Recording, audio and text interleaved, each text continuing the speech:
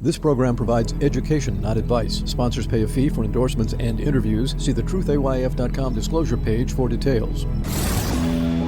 This is where technology, innovation, and personal finance come together. This is the truth about your future with Rick Edelman. It's Thursday, February 29th. Happy Leap Day. And today's program, we've got Bitcoin at an all-time high, plus green energy. Well, I don't know if you've been missing this news or not. I don't see how you could. Bitcoin has achieved an all-time high, beating its previous record set all the way back in 2021.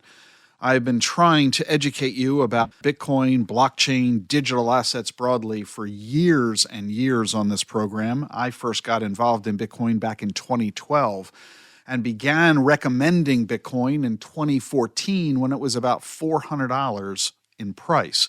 Today, it has hit $63,000 in price. It is continuing to fluctuate as Bitcoin notoriously does. What is taking you so long? Only 20% of U.S. adults, I put that in quotes, only 20% of U.S. adults own Bitcoin. That's 52 million people. 400 million around the world. The numbers are growing rapidly. And I put it to you, what's taking you so long to get engaged? The old school objections are quickly fading away. Bitcoin is cumbersome, it's complicated, it's awkward, it's new. There are fears of cyber risk. There's worries of regulatory uncertainty. We're not sure if technologically it's going to survive. We don't know if it's easy to get. We don't know how to go about doing it. All those objections are dissipating because on January 10 of this year, a month and a half ago, Bitcoin ETFs came onto the market. The SEC approved, as we've talked often here on this show, of 10 spot Bitcoin ETFs, and these ETFs have proven to be collectively the most successful ETF launch in history. Billions and billions of dollars, I think we're now pushing $20 billion, have been deposited into these ETFs in just a few short weeks, as investors realize that ETFs being the most popular investment vehicle in the country because they're low cost, they're highly affordable, they're very liquid, totally transparent, with terrific tax efficiency. These ETFs are just like all other ETFs, easy to obtain in any brokerage account. You can add them to a diversified portfolio. It makes it easy to do rebalancing, dollar cost averaging, tax loss harvesting. Simple and easy to do, to add Bitcoin ETFs just like you do stock ETFs and bond ETFs and gold ETFs and real estate ETFs and foreign ETFs. Now we have Bitcoin ETFs. Simple, easy to do. And this is why we're seeing so much money flood into the market. None of this is a surprise. If you've been listening to this podcast for any length of time, you know that I've been predicting that this is exactly what we were going to see, because all the survey research we've done, all the conversations we've had with financial advisors for years has all been telling us the very same thing. Advisors say they've wanted to allocate client assets to crypto, but have been unable to because there has not been an ETF available. The ETFs are now here, and 3/4 of advisors have consistently said that when those ETFs become available, they will allocate client assets to them. On average, a 2.5% allocation. Well, think about it. Independent financial advisors alone manage over $8 trillion in client assets. If 3/4 of those advisors place on average 2.5% of assets into client portfolios of Bitcoin, we're talking asset flows of $150 billion. That doesn't count the institutions, endowments, pension funds, and sovereign wealth funds. It doesn't count family offices. It doesn't include institutional investors like company treasuries. It doesn't include wirehouses and mainstream brokers or banks and insurance companies. Just the independent financial advisors alone is $150 billion of flows. We've seen $20 billion so far. And it doesn't even include retail investors themselves working independently without an advisor. This is why we're seeing massive flows into these Bitcoin ETFs. And since there's a fixed supply of Bitcoin, the increased demand is translating into an increased price. We think this is just the beginning. I've been on record of not only predicting that we're going to see $150 billion flow from just advisors alone over the next 2 years, I'm also predicting that by the end of 2025, less than 2 years from now, Bitcoin's price will be $150,000. It's currently around 60 grand. What are you waiting for? And to help you figure all this out, how do these ETFs work? Which ones should you buy? I've created a new Bitcoin toolkit. These toolkits, I have one for financial advisors and another one for investors and consumers. These toolkits are available to you for free.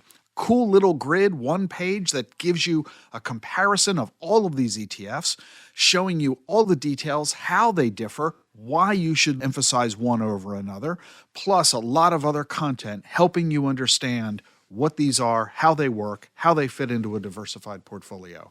The link to the Bitcoin toolkits in your show notes right now. And in 60 seconds, green energy. Support for Rick Edelman's podcast comes from Invesco QQQ. Meet Henry, an everyday person who enjoys reading science fiction, keeping in shape at the gym, and spending time with family. He also participates in Progress by investing in a fund that supports innovative ideas. Invesco QQQ ETF allows you access to innovators of the NASDAQ 100, so you don't have to be a rocket scientist to help push progress forward. Anyone can become an agent of innovation. Learn more at Invesco.com/QQQ. There are risks when investing in ETFs, including possible loss of money. ETFs' risks are similar to those of stocks. Investments in the tech sector are subject to greater risk and more volatility than more diversified investments. The NASDAQ 100 Index comprises the 100 largest non-financial companies on the NASDAQ. You can't invest directly into an index. Before investing, carefully read and consider fund investment objectives, risks, charges, expenses, and more in prospectus at Invesco.com. Invesco Distributors, Inc. For the first time ever, the amount of money that's being invested into green energy is more than the amount being invested into oil and gas. And by a big margin, $1.7 trillion invested in clean technologies versus $1 trillion for fossil fuels. And of all the green energies, wind, water, geothermal, volcanic, one of these green energies stands out: solar. The sun produces 10,000 times more energy than we actually use.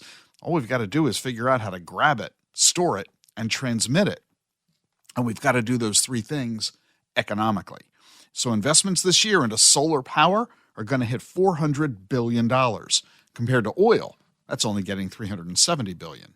But solar isn't the only bet being made. There's a lot of deep-sea mining going on now as well. They're looking for cobalt, nickel, and copper. These metals are needed to make batteries, and batteries are what's needed for electric vehicles. All the big countries, the U.S., of course, as well as Britain, France, Norway, you name it, are forcing car makers to shift to electric vehicles. That means we're going to need a lot of batteries, and that means we're going to need a lot of components that go into those batteries: cobalt, nickel, copper, lithium. So they're now looking in the bottom of the ocean. And yeah, there's likely going to be impact on the surrounding ecosystem in the sea, just like there is when we mine the stuff on land. But scientists say that there's less life down there and the footprint of the operations are smaller. So the result, on a relative basis, I suppose, the damage from sea mining is less than mining on the surface. Or maybe that's just rationale. I'll let you decide. Meanwhile, the race is on to replace fossil fuels. That means you ought to consider the idea of green energy as part of a diversified portfolio. You know, for years, my wife Jean has said that personal finance is more personal than finance. And that's why Jean has her own weekly podcast, SelfCare with Jean Edelman. Every week, Jean helps us reflect on how we're living our lives, and she tells us how we can see people and the world around us in a more positive, caring way. From life's simple issues to our bigger questions, Jean helps us find quiet and balance by turning inward. By looking at how we live our lives, we can discover the lessons that help us cope with our daily challenges. Jean's latest episode comes out every Thursday, so you can listen today. The link to Jean's latest episode is in the show notes. On tomorrow's podcast, a talking knee. The information you need to plan for the tomorrow you want. This is The Truth About Your Future with Rick Edelman.